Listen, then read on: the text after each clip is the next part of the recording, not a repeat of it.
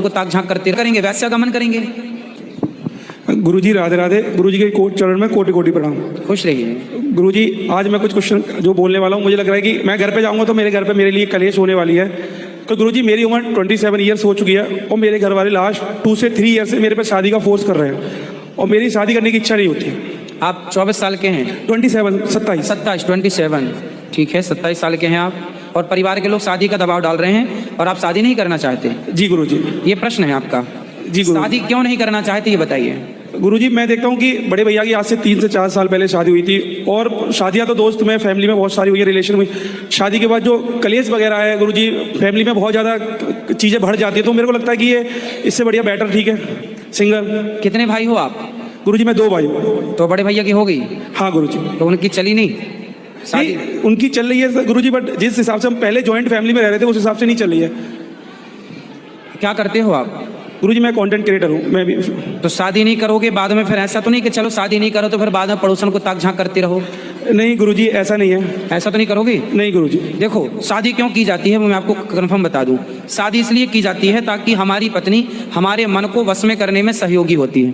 हमारी पत्नी हमारे मन को कंट्रोल करने में क्या करती है? हमारा सहयोग करती है। यदि आपका मन कंट्रोल है, मतलब आप ये पहले श्योर हो जाओ, कंफर्म हो जाओ कि मेरा मन किसी भी पराई औरत को देखकर नहीं भटकेगा, कभी नहीं भटकेगा। आज तो आप चलो 27 साल के हो, कल 40 को होगे, 35 के होगे, 40 के, 10 साल बाद भी आपका मन की गति हटपटी झटपट लखे न कोई। मन बड़ा चंचल है, चंचलम ही मनः कृष्णा, बड़ा चंचल है मन।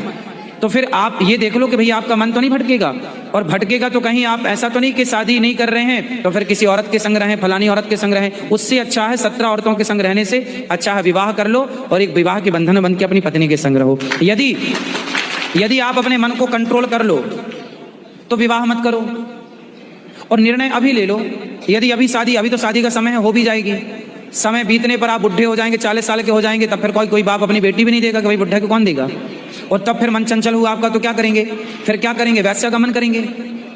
तो आपका मन कहीं आपको वैश्यागामी ना बना दे, आपका मन कहीं आपको चरित्रहीन ना बना दे, इसलिए समाज, इसलिए माँ बाप आपको शादी विवाह के बंधन में बांध देना चाहते हैं। नहीं गुरुजी, ये तो दृढ़ निश्चित है कि अगर ऐसा शादी नहीं करना तो फिर कहीं जाना भी नहीं है। हाँ। अपने जो मार्ग है सत्य मार्ग को अपनाना है हमेशा के लिए। भगवान के चिंतन, देखो भगवान में मन लगाने वाला व्यक्ति तो बच सकता है।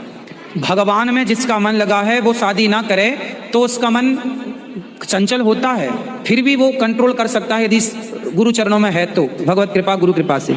पर आपके जीवन में कोई बढ़िया गुरु नहीं, सत्संग नहीं, जिसके जीवन में सत्संग नहीं है, गुरु नहीं है, मैं लिख कर दे सकता हूं कि उसका मन कभी बच नहीं सकता। मन तभी बच सकता है जब भगवत कृपा हो, जब वो भगवान की शरण में हो या फिर अच्छे गुरु की शरण में हो। इसलिए आप कंफर्म कर लो बेटा, माँ बाप कह रहे हैं शादी करने कर सकते हैं। गृहस्थ में रहकर भगवान को पाया जा सकता है। दशरथ जी ने राम को गृहस्थ आश्रम में ही पाया।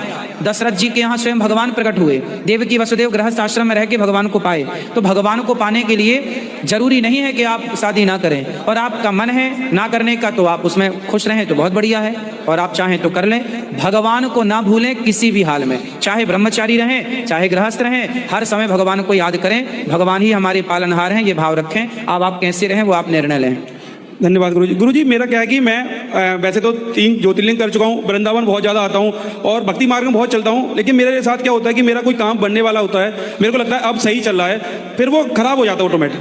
नहीं, खराब नहीं होता काम। देखो काम जब बिगड़ जाए तो ये मत बोला करो कि खराब हो गया।